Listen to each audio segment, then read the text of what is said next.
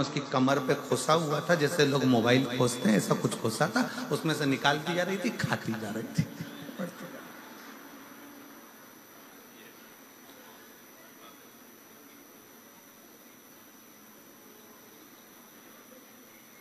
उसमें से एक बड़ी जैसे उसने हमने रोका उसको बड़ी खुश होकर नाचने लगी। श्री शिवाय नमस्ते। हमने कहा क्या खा रही हो जीजी? तो कहे हम कुछ भी खा रहे हो पर तुम हमारे प्राण मत खाओ। पहले ये बताओ कि गुरुजी की कथा कहाँ चल रही है? तो हमने कहा तुम कथा सुनने नहीं आई थी क्या प्रयाग में? तो कहे नहीं गुरुजी हम तो ढूंढ ढूंढ के थक गए, जब आखिरी सिरा हो गया सब जो ढूंढ ढूंढ के थक गए, आपकी कथा नहीं मिली, तो फिर एक जगह पे भंडारा खाया, गंगा नहाए, अब जाने का समय आ गया, पर अब तुम्हारे दर्शन हो गए। ये बताओ गुरुजी की कथा कहाँ चल रही है? अब हमने कहा आज तो कथा का आखिरी दिवस है, अब तो कल सिरसा में चालू होगी। अब कथा का आखिरी दिवस है, कल सिरसा में चालू होगी। हम नहीं बोले, उससे पहले जो पास में गंगा जल लेके चल रही थी ना सिर पे, वो चिल्ला के बोली वो तारा बाबा की कुटिया में। हमने कहा हाँ। हम नहीं बोले, बाजू वाली गंगा जल लेके बोल दी। खुशी हुई,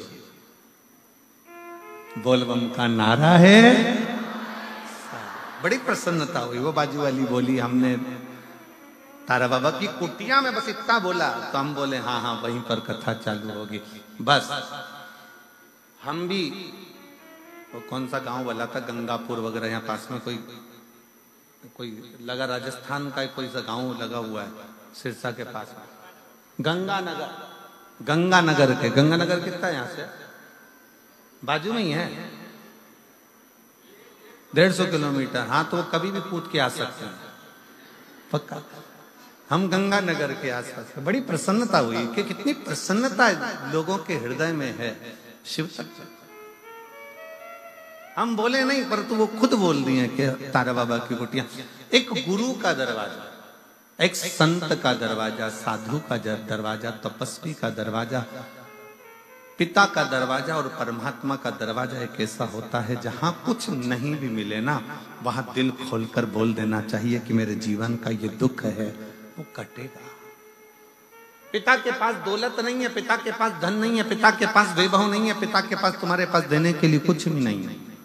संत के पास खुद फटा हुआ कपड़ा हो, तन पर एक पिछोड़ा डाल कर जो बैठा हुआ हो, टाट पर बैठता हो, जिसके पास पानी पीने के लिए भी पूर्ण पात्र ना हो, बिछा हुआ एक छोटा सा एक टाट का कपड़ा, तन पर एक फटा सा कपड़ा, अंगोछा तन पर बंधा हुआ संत अगर बैठे हुए हों, और वो संत बैठा हुआ है और कहीं किसी रूप में किसी आनंद के साथ, तुम अपने पिता के पास भी कुछ ना हो और संत के पास भी कुछ ना हो, तो भी अपने दिल की बात जरूर कहना चाहिए।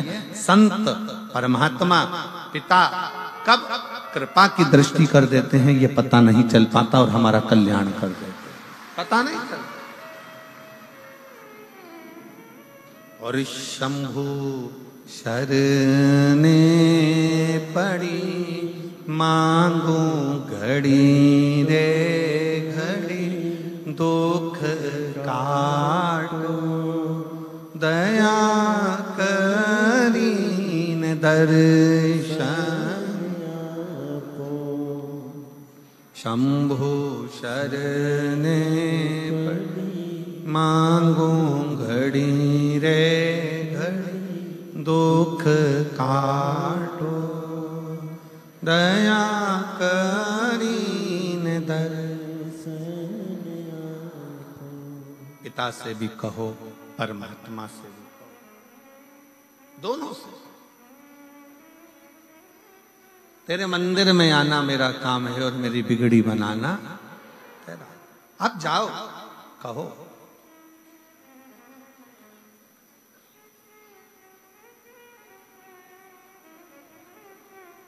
क्यों ना देगा?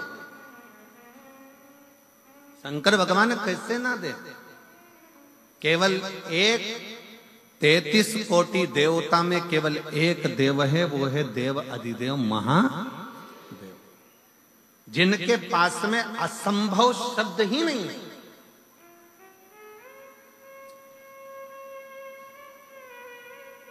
असंभव शब्द तो उनके पास है ही नहीं। एक ही शब्द है उनके पास, संभव, और वो संभव शब्द भी शंभु शब्द से जुड़ा हुआ। वो असंभवता का शब्द तो लेकर ही नहीं गए।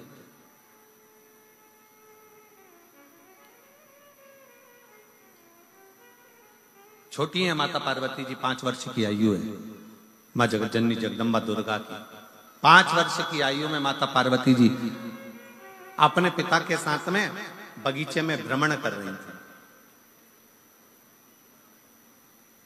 बगीचे में भ्रमण कर रही हैं और इतना बोल रही हैं, इतना बोल रही हैं, एक बेटा और एक बेटी, दोनों में जमीन और आसमान का अंतर होता है। बेटा और बेटी में जमीन आसमान का अंतर होता है। बेटा संसार में बोलता है, घर के अंदर आते से चुप हो जाता है, और बेटी घर में इतना बोलती है, बाहर निकलकर चुप हो जाती है। ये बेटा और बेटी का अंतर है। बेटी घर में आएगी ना अपने पापा के पास में, रात के 11 बज रही हो ना तो भी बात करने में लगी रहेगी। बेन बेन बैठ जाए तो रात के 2-1:30 तो यूं ही बजा दे। 2-3 बजे तक तो इनका ठिकाना ही नहीं पड़ता। फिर घर में पिताजी चिल्लाएंगे, सोगी कब? बस पापा आधे घंटे में, तुम तो सो जाओ, हमारी चिंता मत करो। और बाप खुद ऐसा है कि तकिया लगा के कम्बल ओढ़ के इन दोनों की बात सुनता रहता है कि क्या बोल रही है, जरा मालूम तो पड़े इनकी बात, इनका क्या काम चल रहा है, क्या बोल रही है। फिर पिताजी अपनी पत्नी को भी चिल्लाएंगे, अरे इनको बोल दे सो जाए, रात के 1 बज रही है, बोलते क्यों नहीं, बोल दे जाके, जा कि सो जाओ। इतने में तुरंत पत्नी भी कह देगी, तुम्हें क्या करना, वो अपनी जाने, तुम तो सो। फिर पति कहेगा, तू तो सो। पत्नी कहती है, मुझसे क्या करना तुमको, तुम सो जाओ।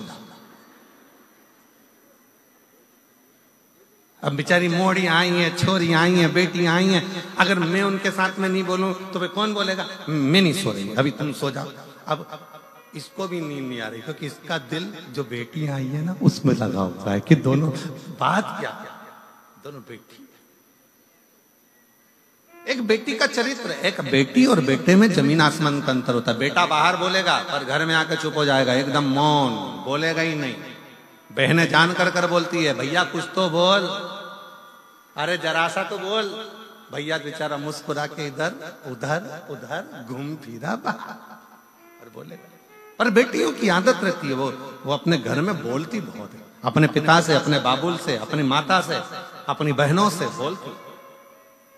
5 वर्ष की आयु थी माता पार्वती जी की, 5 वर्ष की अवस्था माँ जगतजननी जगदम्बा की, और सुंदर एक चोटी बांधी हुई है, आधे केश खुले हुए हैं, और बड़े प्रेम से सुंदर सुंदर लहंगा पहनी है, चोली पहनी है, और सुंदर सा एक जूड़ा बंधा हुआ है।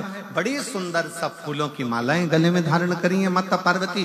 पुष्प का सुंदर कर्ण फूल पहनी है, पुष्प का ही बैंदा लगाई है, और पुष्प की ही करधुनी पहनी हुई है। 5 वर्ष की अवस्था में माता पार्वती जी अपने पिता के साथ हाथ पकड़कर बगीचा में भ्रमण कर रही थी, और बगीचे में भ्रमण करते करते पार्वती जी खूब बोल रही हैं, खूब बोल रही, खूब बोल रही।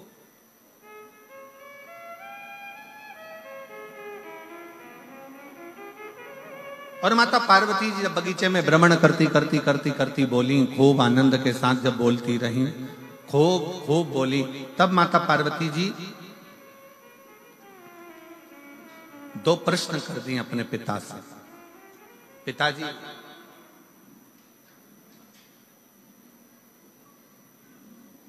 कोई ऐसा देव है संसार में जिससे जो मांगा जाए वो प्राप्त हो जाए? स्वयं माता पार्वती जी करे, स्वयं मां जगतजननी जगदम्बा अम्बा करे, स्वयं माता पार्वती जी करे। कोई ऐसा देव है संसार में, कोई ऐसा देवता है जिससे जो मांगा जाए वो प्राप्त हो सकता है, वो प्राप्त हो जाएगा, जिसके पास पहुंचने के बाद सब कुछ संभव हो सकता है? कोई एक देव है ऐसा? भगवान हिमालय राज मुस्कुराकर अपनी बेटी को गोदी में बिठाकर पार्वती जी के शब्दों पर शब्द सुनने पर भगवान शंकर के लिए स्वयं हिमालय राज ने कह दिया कि केवल एक देव है जिसके पास असंभव शब्द नहीं। जिसके पास में असंभव शब्द नहीं है, केवल एक देव है, वो देव अधिदेव महादेव है। जिसके पास असंभव शब्द ही नहीं है, केवल एक ही शब्द है, संभव। तकलीफ है, कष्ट है, एक पत्र है, देखिए,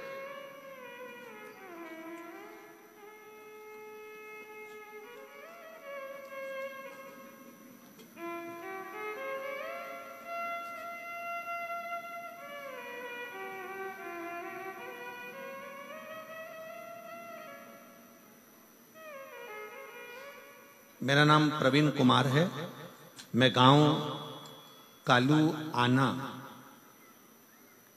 सही बोला है? हाँ ठीक है। ग्राम पत्र को आप लोग हैं, आ जाओ, एक बेल पत्र ले जाना, आ जाइए।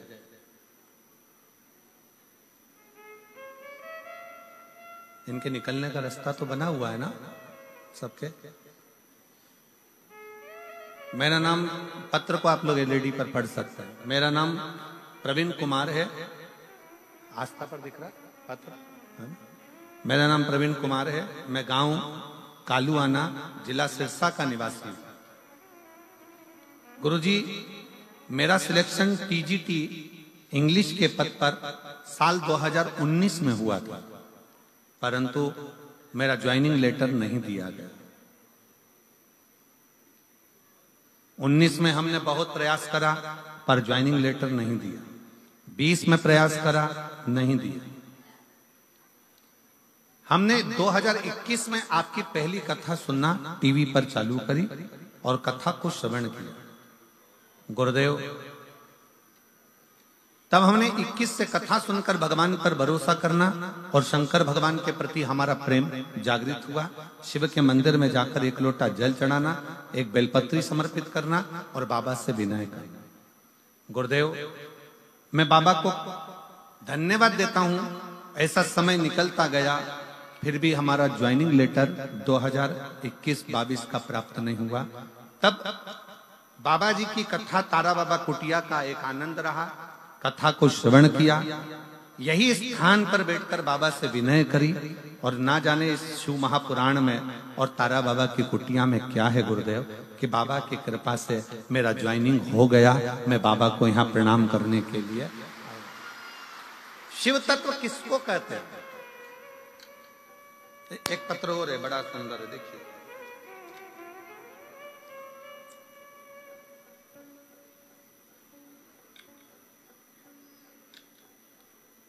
माया कुमारी, सुनील कुमार, श्री रामगढ़ नोहर, श्री रामगढ़ नोहर, हनुमानगढ़। मोबाइल नंबर ये है। कहीं बैठी हो तो हाथ हिला सकती हैं, कहीं बैठी हो आप ही हैं। बच्चा आया है साथ में, दिख रहा है क्या?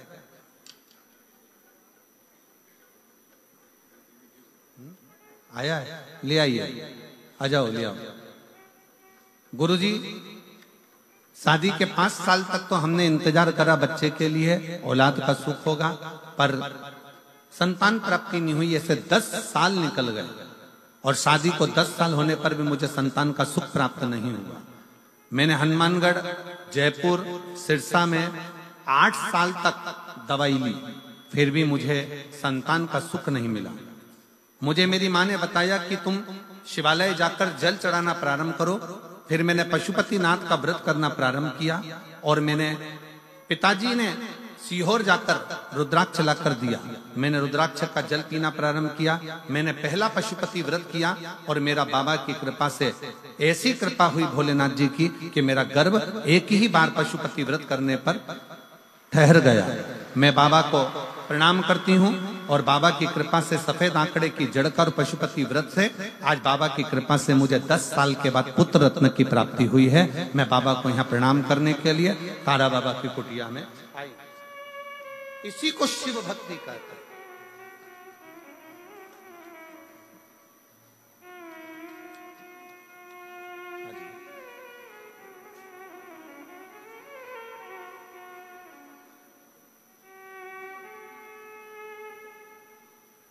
बधाई, ज्वाइनिंग की बधाई।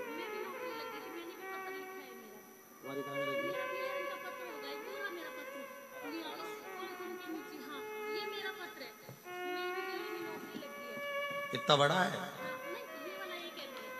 अच्छा ये करते।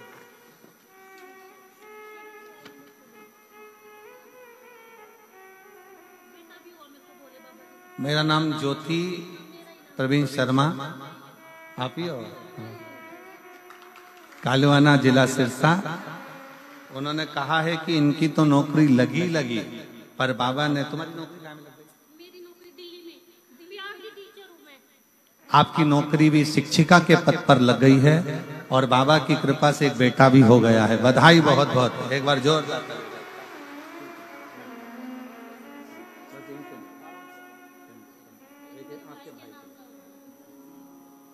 तो बाबा के भरोसे चलते हैं हम, तो बाबा के भरोसे चलते हैं। ये दुनिया वाले जलते हैं, ये दुनिया वाले जलते हैं, भोले बाबा के भरोसे चलते हैं। शंभू बाबा के भरोसे चलते हैं। शिव के आश्रित होकर स्वयं मां जगतजननी जगदम्बा पूछ रही हैं कि कौन देव है जो असंभव को भी संभव कर सकता? कौन देव है जो असंभव को संभव कर दे? वो कौन सा देव हो सकता? हिमालय राज जी सुन रहे थे, माता पार्वती जी श्रवण कर रही हैं और पिता की गोद में बैठी हुई। पिता की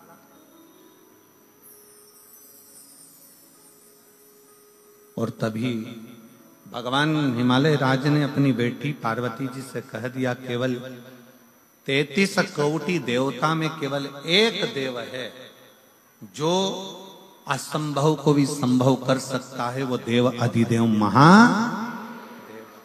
केवल एक देव अधिदेव महादेव भगवान शिव।